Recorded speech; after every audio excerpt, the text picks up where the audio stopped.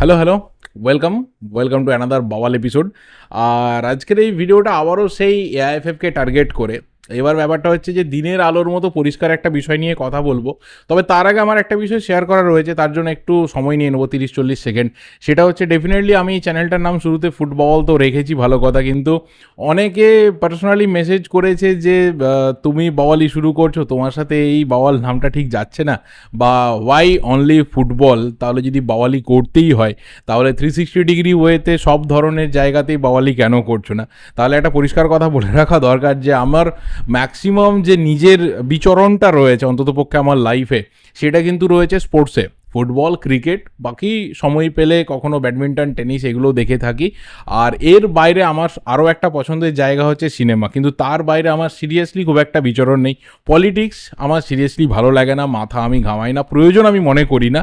হ্যাঁ, অবশ্যই ভোট এলে ভোট দিই সুযোগ সময় পেলে, সেটা আমার নিজস্ব দায়িত্ব, কর্তব্য একজন নাগরিক হিসেবে, কিন্তু তার বাইরে পলিটিক্স নিয়ে সিরিয়াসলি আমার কোনো ধরনের ইন্টারেস্ট নেই, বিন্দুমাত্র ইন্টারেস্ট নেই। বই পড়তে ভালো লাগে, গান শুনতে ভালো লাগে, কিন্তু সেগুলো নিয়ে তার ভিডিও বানানো যায় না। তবে হ্যাঁ, ডেফিনেটলি যদি কারোর ইচ্ছা থাকে যে শুধুমাত্র ফুটবল নয়, আরও বিভিন্ন সেক্টর নিয়ে বাওয়ালি হোক এবং প্রয়োজনে সেই সবও কভার করা হোক, তাহলে সেটা অবশ্যই তোমরা কমেন্ট করে জানাতে পারো। আর যদি এটা অনেকেরই সাজেশন এসেছে যে ফুট বাওয়ালটাকে চেঞ্জ করে এটা অন্য কিছু বাওয়ালি দাও, প্রয়োজনে তোমার বং পিএনপিসিকে সাথে নিয়ে বং বাওয়াল নামটাই দিয়ে দাও, সেখানে আরও বিভিন্ন রকম বাওয়ালি করো, তাহলে সেটা আরও ভালো লাগবে। তাহলে সেটাও তোমরা কমেন্টে জানাতে পারো, সেটাকে কনসিডার করা যেতে পারে। যেহেতু চ্যানেল একদম শুরুর দিকে রয়েছে, তোমাদের যা কিছু ওপিনিয়ন সেটাকে মাথায় নিয়ে আমি এগিয়ে যাব।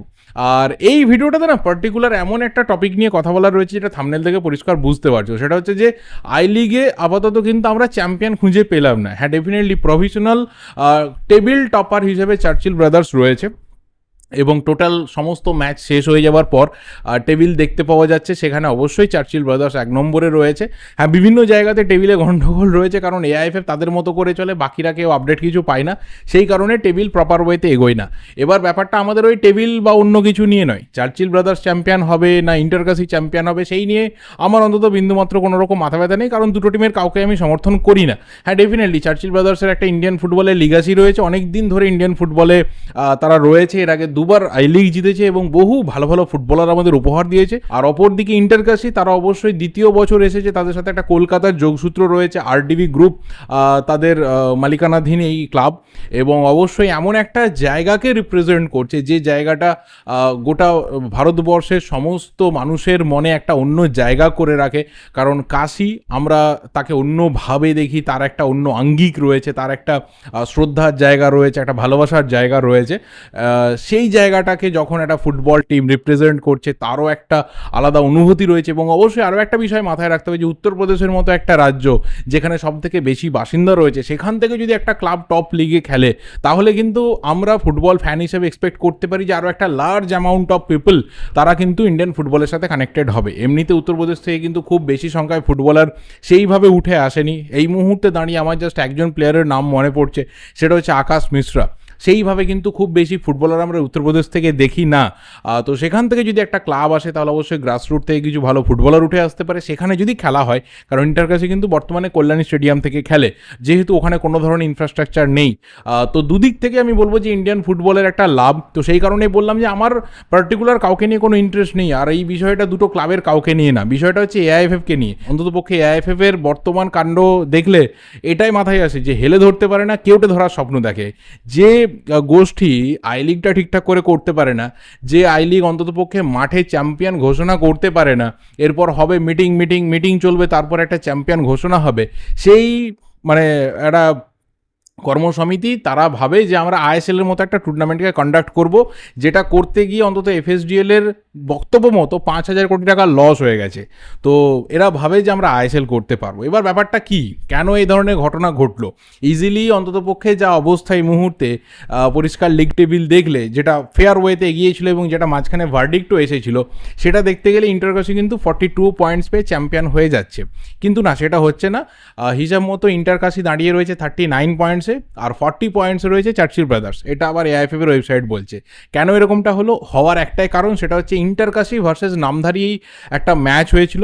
সেই ম্যাচটাতে নামধারী কিন্তু জিতেছিল, ইন্টারকাশি হেরেছিল, ম্যাচের যে 90 মিনিটসের রেজাল্ট। কিন্তু তারপরে দেখতে পাওয়া যায় যে ম্যাচের মধ্যে কোনো ধরনের অন্য ডিসিশন নিয়ে কন্ট্রোভার্সি ছিল না। কন্ট্রোভার্সি ছিল নামধারী এফসির একজন প্লেয়ারকে নিয়ে, যে প্লেয়ার কিন্তু ইনএলিজিবল ছিল সেই ম্যাচটা খেলার জন্য। অর্থাৎ পুরোপুরিভাবে একজন ইললিগাল প্লেয়ারকে নামধারী এফসি মাঠে নামিয়েছিল এবং তার এগেনস্টে ইন্টারকাশি কিন্তু এআইএফএফ এর কাছে রিচ করে। এআইএফএফ এর যে অ্যাপিল কমিটি রয়েছে তারা কিন্তু, ডিসিপ্লিনারি যে কমিটি রয়েছে তারা কিন্তু পরে ভার্ডিক্ট দিয়ে জানিয়ে দেয় যে এই ম্যাচটাতে একজন প্লেয়ার সে ইলিগালি মাঠে নেমেছিল, ইনএলিজিবল ছিল এবং সেই কারণে ম্যাচের রেজাল্টকে ঘুরিয়ে দেওয়া হয়। ইন্টারকাশির পক্ষে 3-0 একটা উইন দেওয়া হয় এবং 3 পয়েন্ট এক্সট্রা দিয়ে দেওয়া হয়। তো এই জায়গাতে দাঁড়িয়ে কিন্তু ইন্টারকাশির পয়েন্টটা আজকের দিনে দাঁড়িয়ে ওই কমিটির রায়কে মাথায় রাখতে গেলে 42 পয়েন্টস। পরে অ্যাপিল কমিটির কাছে নামধারী এফসি যায় এবং অ্যাপিল কমিটি পরিষ্কার জানিয়ে দেয় যে এটাকে আপাতত ফরফিট করা হচ্ছে, এটাকে পেন্ডিং রাখা হচ্ছে এবং 3 পয়েন্টটা রিভার্স করে দেওয়া হচ্ছে, ইন্টারকাশির থেকে কেটে নিয়ে আবারও নামধারীকে দেওয়া হচ্ছে এবং পরে এটার ডিসিশন হবে, পরে এটার ফয়সালা হবে। এবার এখানে জাস্ট আমার একটাই বক্তব্য রয়েছে, যদি এটা কোনো এআইএফএফ এর কর্তা ব্যক্তির কাছে পৌঁছয় পরিষ্কারভাবে, যে অন্তত পক্ষে যখন আই লিগের লাস্ট ম্যাচ ডে রয়েছে তার আগে কেন এই ব্যাপারটা সলিউশন হলো না? কেন আমরা আই লিগের লাস্ট ডেতে জানতে পারলাম না যে কারা চ্যাম্পিয়ন? কেন একটা চ্যাম্পিয়ন টিমের প্লেয়াররা, যারা চ্যাম্পিয়ন হোক না কেন, সেটা চার্চিল, ইন্টারকাশি যে কেউ হতে পারে, সেই টিমের প্লেয়াররা কেন মাঠের মধ্যে সেলিব্রেট করতে পারলো না যে আমরা চ্যাম্পিয়ন? কেন তাদের হাতে চ্যাম্পিয়নশিপের ট্রফিটা গেল না? কেন আমরা আজকেই জানতে পারলাম না যে চার্চিল না ইন্টারকাশি কারা আগামী সিজনে আইএসএলে আসছে? অন্ততপক্ষে আমার মতো হাজারো লাখো ফুটবল ফ্যান্স যেটা চেয়েছিল যে এই ফাইনাল ম্যাচ ডের আগে পুরো ব্যাপারটা সলিউশন হয়ে যাক, পুরো বিষয়টা পরিষ্কার হয়ে যাক, যা কিছু বক্তব্য রয়েছে এআইএফএফ এর তরফ থেকে বেরিয়ে আসুক, যা ভার্ডিক্ট রয়েছে সেটা বেরিয়ে আসুক, আর ফাইনাল ম্যাচ ডের দিনকে আমরা চ্যাম্পিয়ন টিমকে যেন মাঠের মধ্যে ট্রফি নিয়ে সেলিব্রেট করতে দেখি, এটা আমরা চেয়েছিলাম, সেটা হয়নি। এদের এই ধরনের অন্ততপক্ষে দূরদর্শিতার অভাব বলবো না আলটিমেট নিজেদের পারফরমেন্সের ইনএলিজিবিলিটি বলবো, সিরিয়াসলি আমি অন্তত জানি না যে কী ভাষায় এটার নিন্দা প্রকাশ করব। তোমাদের যা কিছু বলার রয়েছে অবশ্যই কমেন্ট করে জানাতে থাকো। তো সিরিয়াসলি আমরা জানি না যে আগামী কতদিন পর আমরা আই লিগ চ্যাম্পিয়নকে দেখতে পাবো। খারাপ লাগার এটাই জায়গা যে প্লেয়াররা নিজেদের ঘাম রক্ত ঝরিয়ে নিজের টিমকে চ্যাম্পিয়ন করলো, তারা ট্রফি নিয়ে ম্যাচের শেষ দিনকে কিন্তু এনজয় করতে মাঠের মধ্যে পারলো না। এর দায়টা বা এর জবাবটা একদিন এআইএফএফকে ফ্যানেদের কাছে দিতেই হবে। এই ভিডিওটা এই অবধি, ভালো লাগলে লাইক করো, শেয়ার করো। Thank you and good bye.